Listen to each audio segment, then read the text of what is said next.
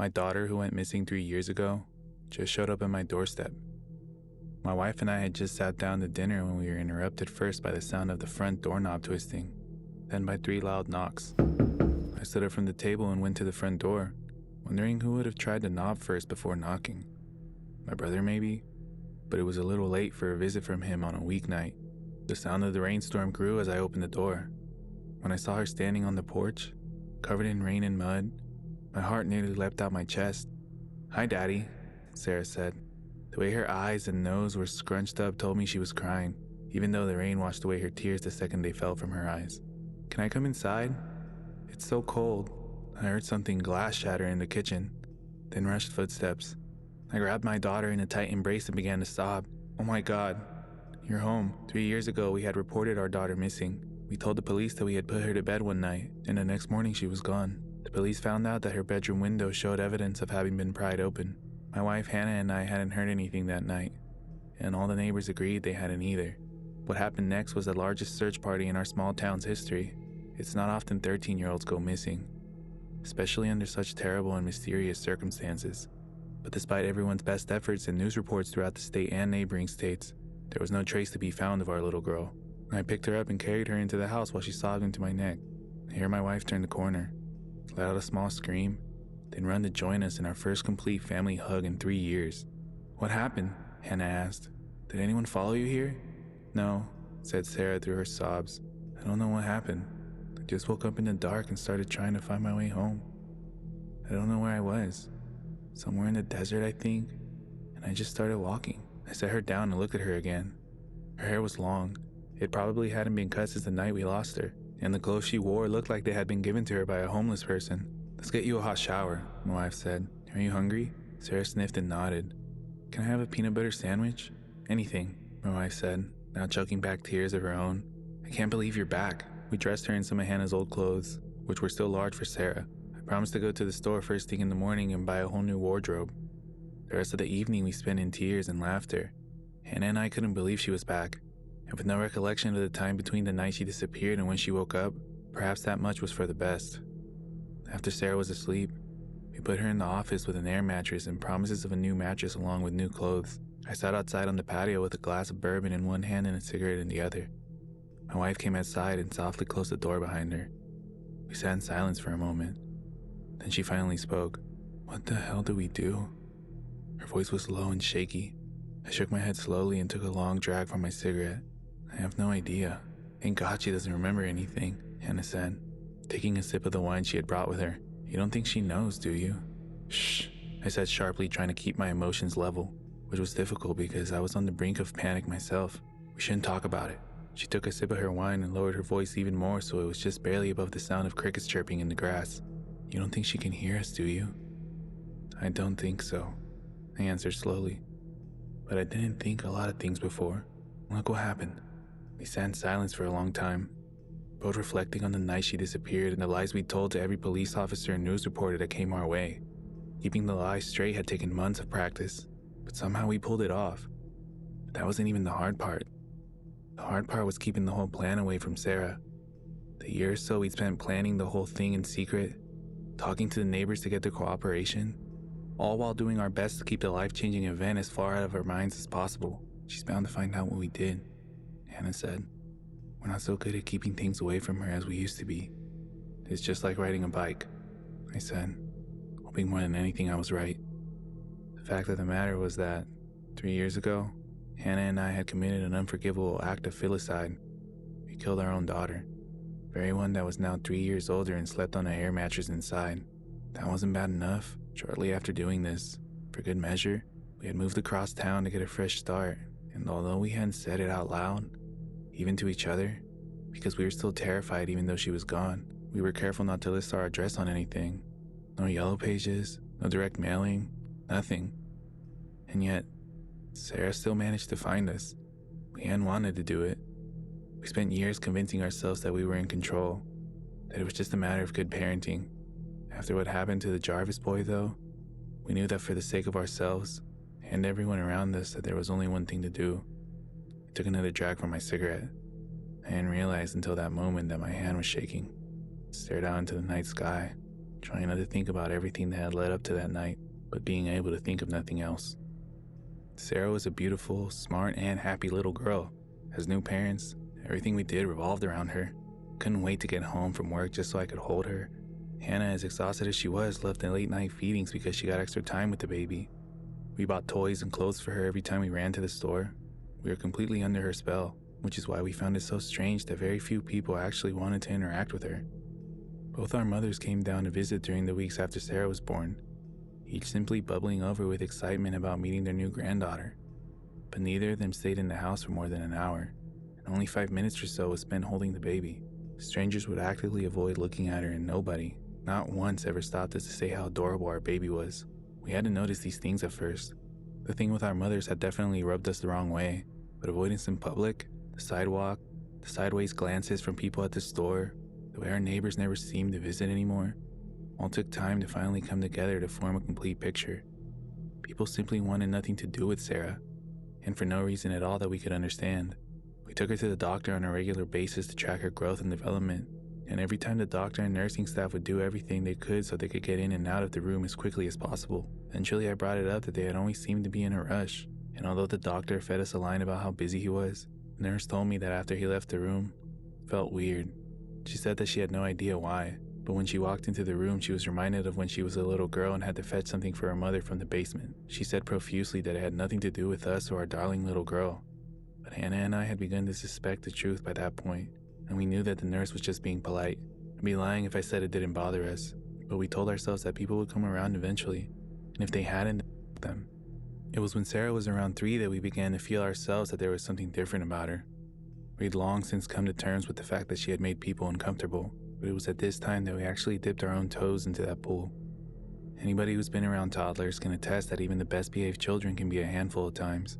They want to be independent, they want to make their own decisions, but often lack the skills to do so. Although there was a lot that seemed different about Sarah from the beginning, this was not one of those differences.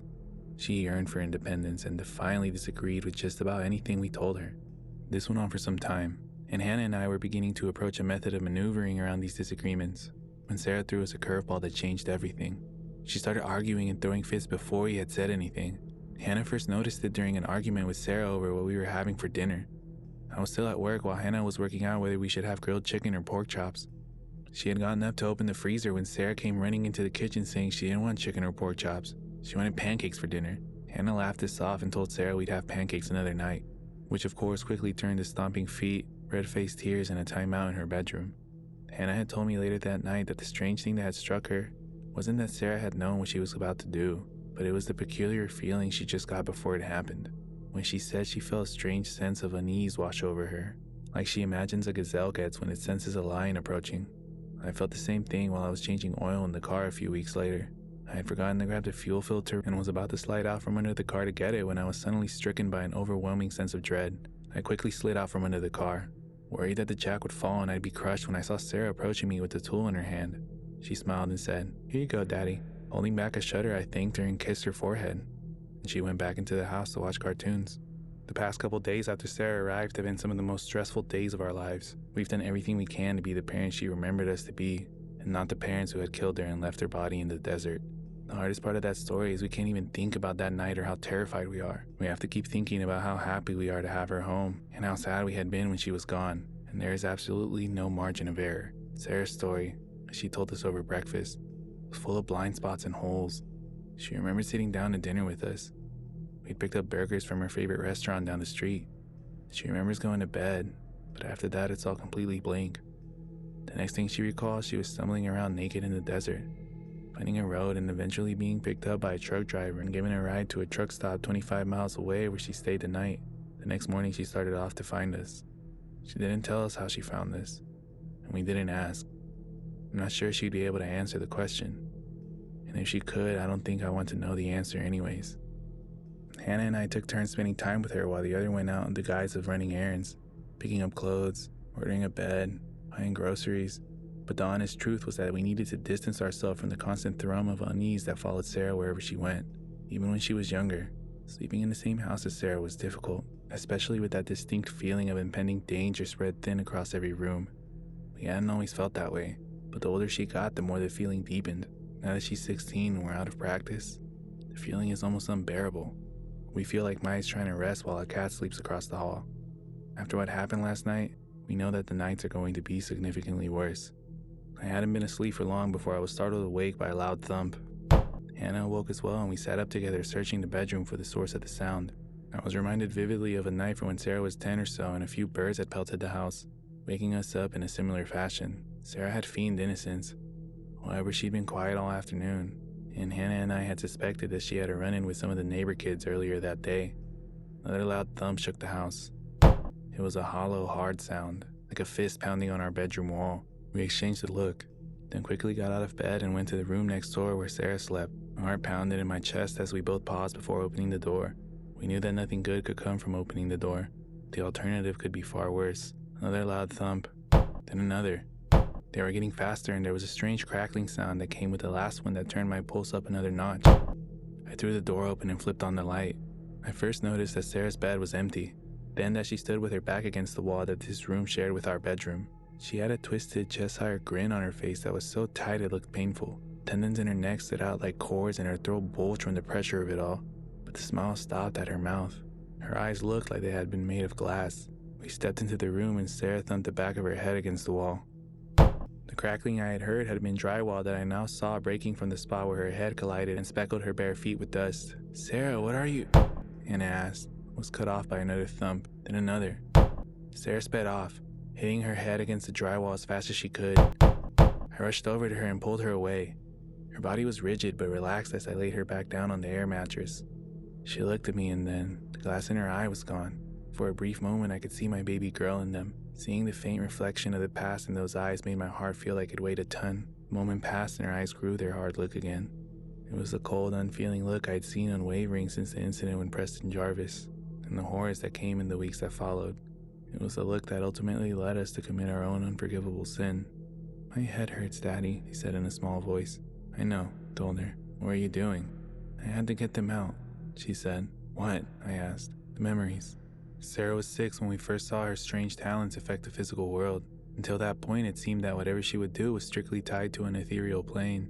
She could change our emotions and read our minds to a certain degree, but she certainly wasn't bending spoons or levitating off the ground. Either of those would have been preferred. It was sometime in July. The weather had turned from warm to hot, and the dog days of the summer were upon us. A scream and a crash from the kitchen destroyed whatever tranquility had been in the house that day. I came running into the room to find Hannah precariously balancing on the counter and a glass of iced tea smashed on the floor. She saw me and immediately pointed to the stove. "It went under there." "What did?" I asked. "The mouse." I laughed and earned daggers from Hannah's eyes. She'd never been one to cope well with household critters. "I'll get a trap." Just before I turned to fetch a mouse trap, I saw a black blur of bolt from beneath the oven. Hannah shrieked again, and I went for the broom that hung in the closet next to me. The mouse stopped suddenly in the middle of the floor. With broom in hand, wondering if I could somehow sweep it out the house, I approached the rodent. As I got closer, though, I noticed it wasn't moving. Its ribs weren't expanding or contracting the way they do in little animals, nor was its head twitching around as it searched for a place to hide. In fact, this mouse wasn't even standing. I tapped it with the bristles of the broom curiously, and Hannah let out an audible shudder. "Calm down," I told her. "I think it's dead." "Dead? It just died?" "Yeah," I said. "I think so." I knelt down to get a closer look. Then I looked up and saw Sarah staring at us from the hallway. She had this look in her eye, one I would come to see often in dread. Even that first time it made my blood run cold and sent chills up my spine. "Sarah," I said carefully, "are you alright?" She looked at me and the look was gone, melted away to expose the happy face of the little girl I loved so dearly. "Yeah, Daddy. Now that mouse won't scare Mom anymore." I looked at the dead mouse, then back at my daughter. "Did you do something to that mouse?" "Yeah." Her answer was so cold, so casual that it gave me goosebumps, just like I do with the spiders sometimes. I stood in shocked silence for a moment, which Sarah took as a cue to return to whatever she'd been doing in her bedroom. Hannah slid from the counter and stood next to me for several minutes before she asked the question that had been floating in the back of my mind, but hadn't yet come forward. "When was the last time you saw a spider in the house?" I don't know. After the incident with the mouse, Hannah and I took special care to teach Sarah right from wrong. She seemed to grasp the concept that hurting anything was wrong, and that it was especially wrong to kill things. We asked her to never do what she did to the mouse again, and to try to focus on doing good things with her talents. We weren't entirely sure what she was capable of doing, so trying to give her examples of good things she could do was a bit difficult. For the most part, We just hoped she didn't do anything without our consent. After we'd gotten used to the uneasy feeling we got whenever she peeked into our minds, we started playing guessing games. This allowed her to stretch her muscles, in a manner of speaking, and allowed us to pick up on the subtleties we otherwise would have been blind to. Hannah and I learned that Sarah could pick up on what we were thinking, but only what we were actively thinking about. If there was a secret we didn't want her to know, we could keep it from her by keeping a song in our heads or thinking about work. This skill, which we initially used to keep Christmas and birthday presents secret, would become vitally important and likely saved many of our lives years later. Outside our home, things were significantly different from Sarah. Very few people got used to the way she made them feel. That inescapable feeling of danger looming that she seemed to exude was difficult to ignore. It took several years, but eventually our neighbors did start coming around again.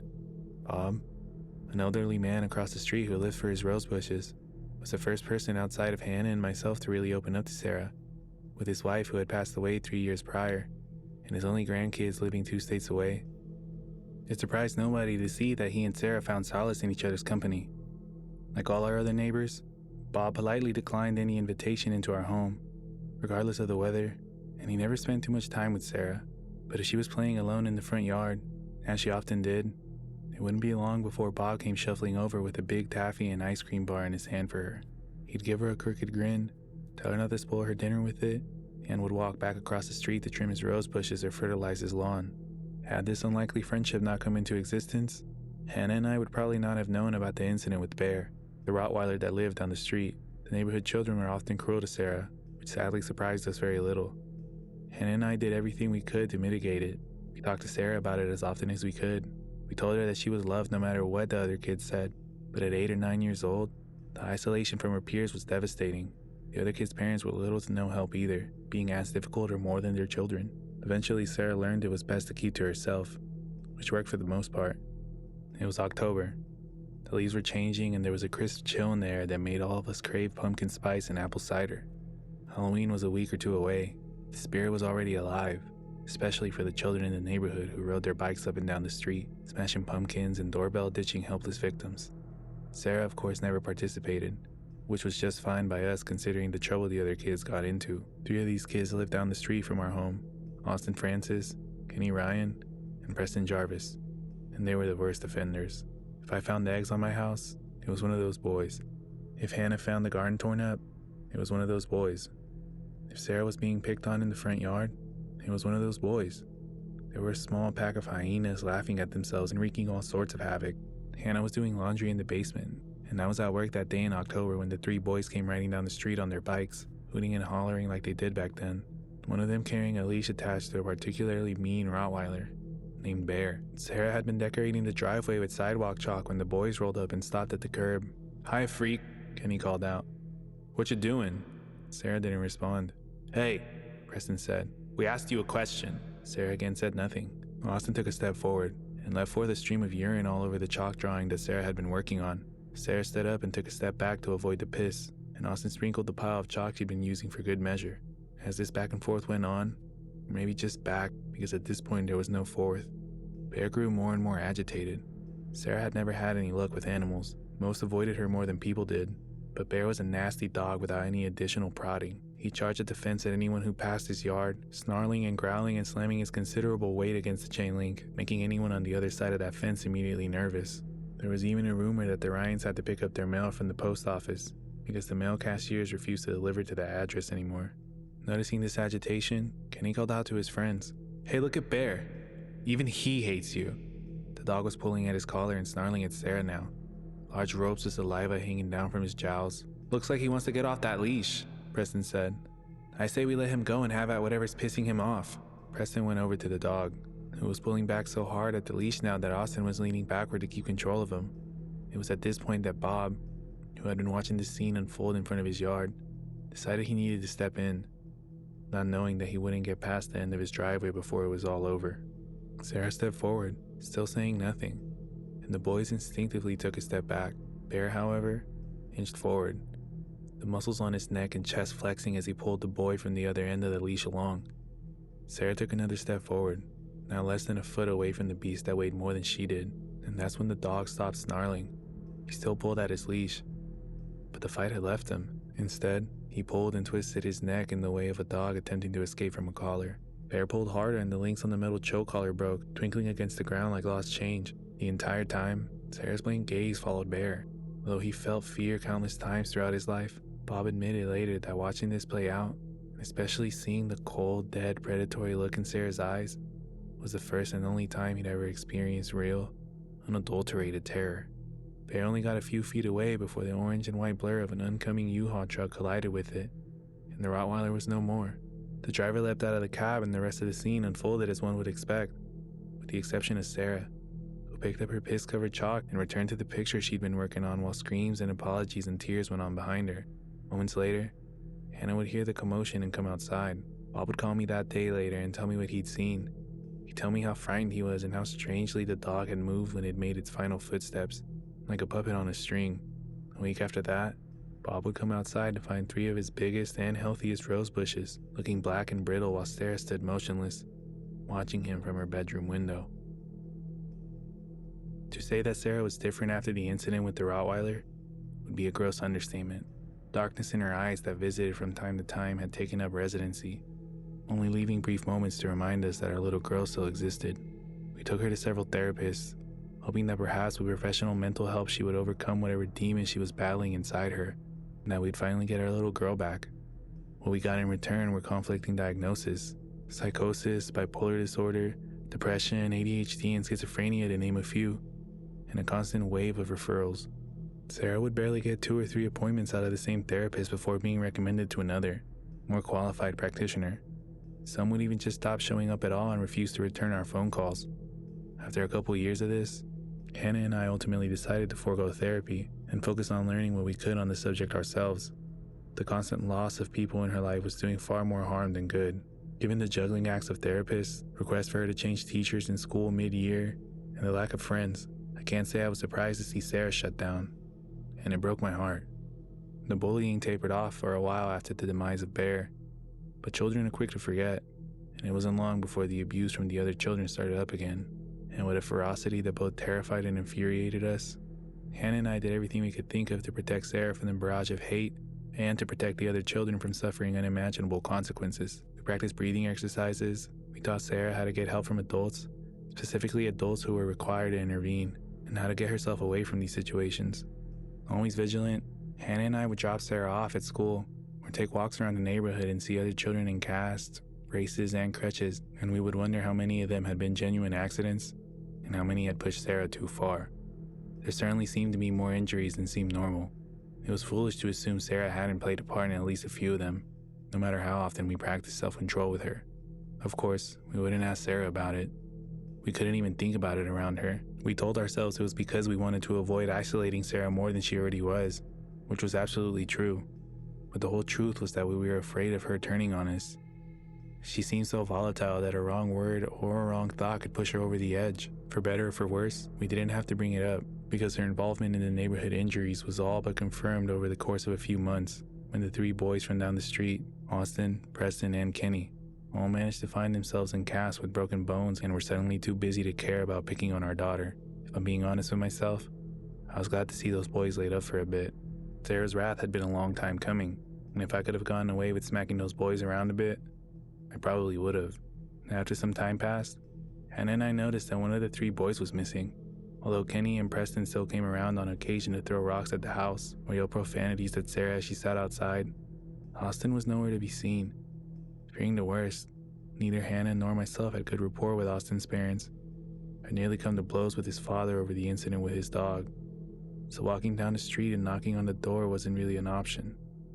Fortunately, Hannah was able to gather that the Francis family had moved a few weeks prior from the woman who lived next door. Nobody knew why they moved, but nobody had a really great relationship with that family. Randall Francis was an alcoholic, and Lorraine Francis was a chain-smoking drug addict.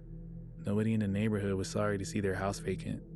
About a year later, the Ryan family moved as well, leaving Preston Jarvis alone to pick on Sarah. Having now lost his 2 best friends to cross-country relationships, Preston's own isolation made him even meaner and more cruel towards Sarah. Perhaps if his friends had been around, things would have gone differently for Preston, although that was far out of his control. The Preston Jarvis incident, as it would forever be branded in my mind, occurred on July 4th, 2019, The three of us had spent the morning with the rest of the town on Main Street for the annual Independence Day parade. Sarah hadn't wanted to go, but had been a good sport about it at least. These days she kept almost entirely to herself, only really coming out of her room for meals or to go to school. Every free moment she had was spent with her nose in a book, enjoying the escape of distant lands where children were nice to each other, and villains got their comeuppance. Hannah and I would encourage this as much as we could while also trying to promote social growth, which was as difficult as it was terrifying, but also equally as necessary. Sarah had brought along a novel called New Moon, the second book in her favorite series that she had finished several times already, and together we enjoyed the sun, the food, and the sights offered by the parade. We had gotten a few smiles out of her, a rare occurrence these days, so Hannah and I had taken the day as a win. That was until Preston Jarvis rolled up on his bike. He'd been bold to bully Sarah in front of us before, but today he must have been feeling especially brave. "Hey there, freak," he called from the curb. "Why don't they put you in a cage and parade you around this year?" "Get the fuck out of here," I retorted. "Go fuck off, old man," Preston said angstfully. "It's your fault she's a freak anyway. Your whole family is probably a bunch of devil worshippers. That's what my dad says. I think we'd all be better off if you were all dead." I stood up from the camping chair we'd brought with us and walked the few feet that stood between us. "Listen here, you little shit," I said between my teeth. "I don't give a fuck what you and your dad thinks. Come around my family again and I'll put you in the hospital." He looked at me for a beat, then opened his mouth to reply. His eyes shifted then to Sarah, and his expression turned to a mixture of fear and hatred. Then his mouth closed and he rode off down the street. I sat back down, expecting to be chastised by Hannah for threatening a kid, but got nothing other than a sideways look. "You alright, kiddo?" I asked Sarah. I couldn't be sure from where I sat, but I thought I could see a shadow of a smile on her lips. "Yeah," she answered. "I think it'd be better if he were dead." Hannah and I exchanged a look of concern. "I don't think so," Hannah said, always the mitigator. "I think his family would miss him. We may not like him, but there's plenty of people that do, and they would be sad if something happened." Sarah nodded in response, more of an acknowledgement than agreement, and went back to her book. Later that day, we found ourselves at a park to enjoy the firework display the city put on. We'd enjoyed as much as we could from the crowds during the parade, so that night we hung back quite a bit from where the main groups were. Hannah and I sat on the park bench enjoying hot dogs while Sarah sat under a tree and worked on finishing her book before the sun finished setting. Just as I swallowed the last bit of hot dog, I heard a hissing sound and felt a rush of warm air on my cheek. A bottle rocket exploded near the tree where Sarah sat. I whipped around and was unsurprised to see Preston Jarvis 10 feet away aiming another bottle rocket at us. He lit the rocket and moments later it flew past me, hitting the tree Sarah sat against and exploding. I stood up and Preston knew he only had a few seconds before it knocked him to the ground. He bent over and picked out the largest from the pile of fireworks at his feet. It was significantly larger than the other ones he'd shot at us, and lit the fuse. Before I could get close enough to stop him, the firework went off. He fired several shots, one after another, turning our small patch of park into a scene from the war move. I turned my back and felt the hot rockets hit my back and shower me in ash and spent gunpowder. I looked up and saw that several fireworks had hit their target. Sarah was wiping embers off her face and out of her hair while her book smoldered at her feet. After the firework was spent, smoke and the scent of sulfur hung in the air like fog. I turned around to face Preston. The rage I felt must not have been the fraction of the rage Sarah was feeling, because I didn't get a step toward the boy before every firework at his feet exploded.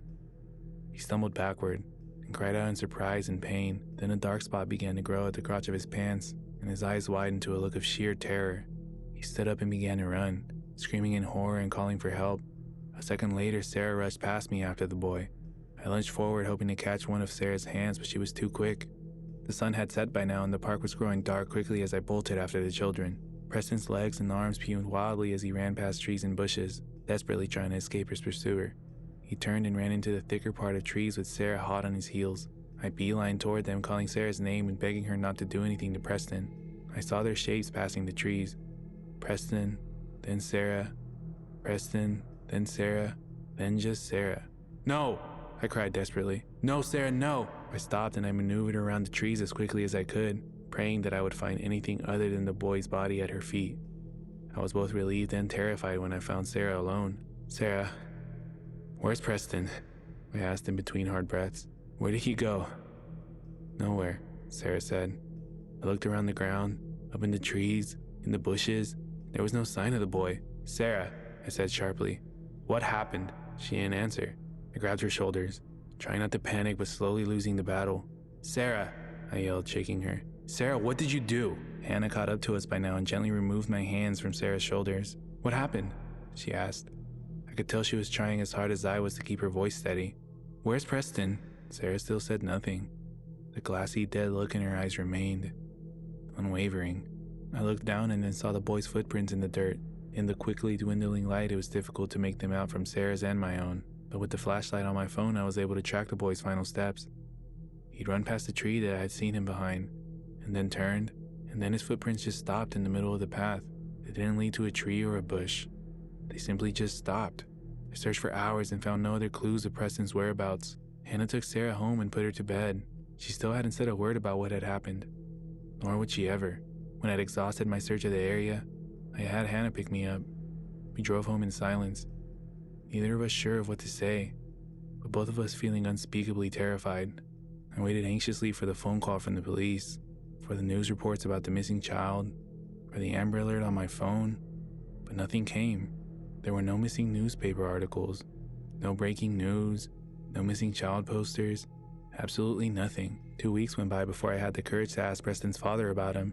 We hadn't ever been on good terms, but he was out washing his car while I was out doing my morning jog, and I didn't think another opportunity would present itself in the near future. "Hey, Mark," I called from the street. "Hey," he called back pleasantly, which somewhat surprised me. "How's it going?" "Not bad," I said. "I haven't seen Preston in a while. Is he at summer camp or something?" "Who?" Mark Jarvis asked. My heart had been pounding furiously in my chest from the anticipation of speaking with Preston's father, but now it seemed to stop completely. "What?" I asked breathlessly. "Who are you talking about?" Mark wore with an expression of confusion, as if I'd just grown a second head. "Preston," I repeated. "Your son? About Sarah's age?" The corners of his mouth turned down slightly and he raised an eyebrow. "I don't have a son," he said. "You feeling all right?" I tried to swallow, but my mouth was too dry. Yeah, I managed to get out. "Sorry, I think I might have a little heat stroke, I guess." "You better get inside then," he said, with his expression now turning from confusion to genuine concern. "Sounds like it might be serious. Do you want me to walk up the street with you?" "No thanks," I told him. "I'll head back home now." He waved goodbye as I walked away, my morning cardio routine completely forgotten. Later that night, long after Sarah had fallen asleep, I would tell Hannah about what happened. She would look as confused as I had felt for a moment, and after taking the time to fully process what had happened, she would begin to sob. We had thought that Sarah killed Preston Jarvis, but the reality was much worse. She had completely erased him from existence.